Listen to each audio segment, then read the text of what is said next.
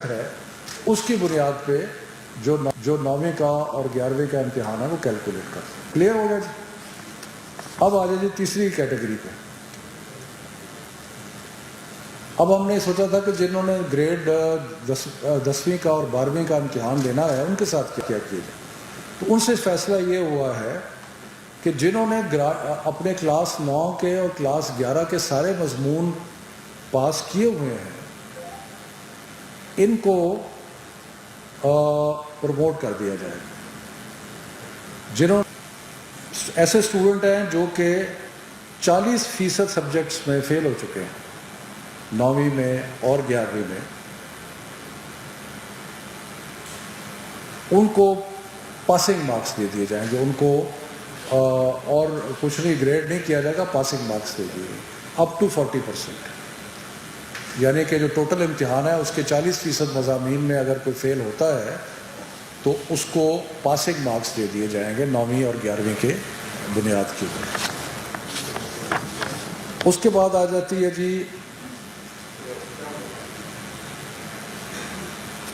کچھ کیٹیگریز رہ جاتی ہیں ایسی جو کہ اس سارے فارمولے میں فٹ نہیں کرتی.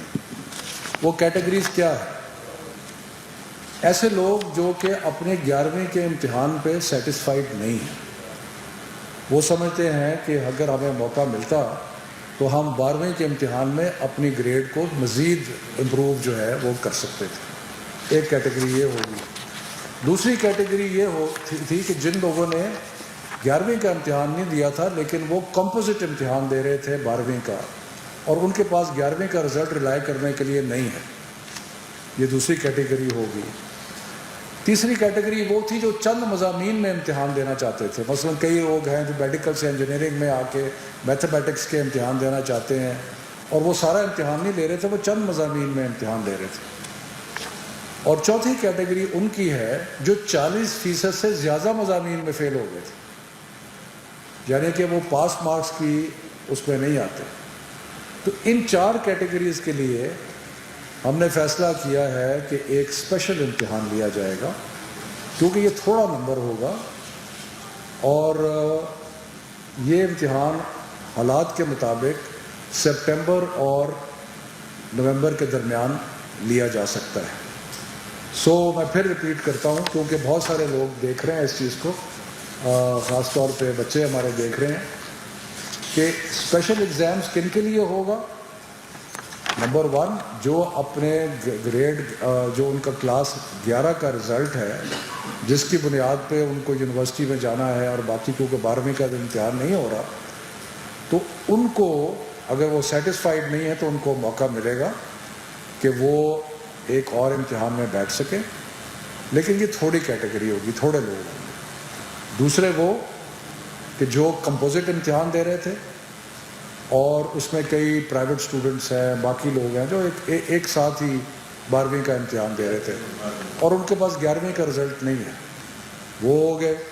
تیسرا کہ جو چند سبجیکٹس کا امتحان دے رہے تھے. اور چوتھا وہ کہ جو 40% سے بھی زیادہ فیل ہو گئے تھے تو اس میں ان کو ایک موقع دیا جائے گا. اس کے بعد جو امتحان کا ٹرانسکرپٹ ہوگا 12ویں کا اس میں ٹوٹل نمبر دیے جائیں گے. اس میں سبجیکٹ وائز ٹرانسکرپٹ نہیں ہوگا. سبجیکٹ وائز ٹرانسکرپٹ نہیں ہوگا.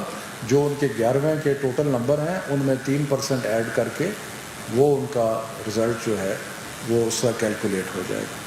ٹھیک ہے جی. اور یہ اس لیے کیا گیا ہے کہ بورڈز اس میں لکھیں گے کہ ہم نے پرانے حساب کے مطابق اندازہ لگایا ہے کہ یہ بیسٹ پریڈکشن ہے ان کی پرفارمنس کی. ٹھیک ہے جی.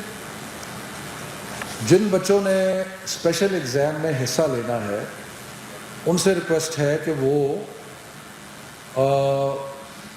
1 جولائی تک انڈیکیٹ کر دیں اپنے اپنے بورڈز کو کہ ہم اسپیشل امتحان دینا چاہتے ہیں. یعنی کہ یہ تقریباً 29 بورڈ ہیں تو ہمارا یہ خیال ہے کہ یہ اتنے کم بچے ہوں گے کہ ان کو سپریٹ کر کے، لیکن پھر بھی یہ فیصلہ بعد میں ہوگا سپٹمبر اور نومبر کے درمیان کون سا پیریڈ ہے جس پہ ہم حالات کا جائزہ لے کے یہ اسپیشل ایگزام.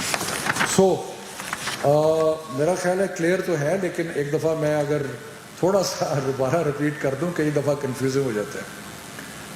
وہ پہلی بات کہ جنہوں نے 9ویں کا اور 11ویں کا امتحان نہیں دیا وہ سارے پروموٹ ہو گئے. ٹھیک ہے جی، اس میں پرائیویٹ بھی ہو گئے، اس میں جو ریگولر اسٹوڈنٹس ہیں وہ بھی ہو گئے. ٹھیک ہے جی.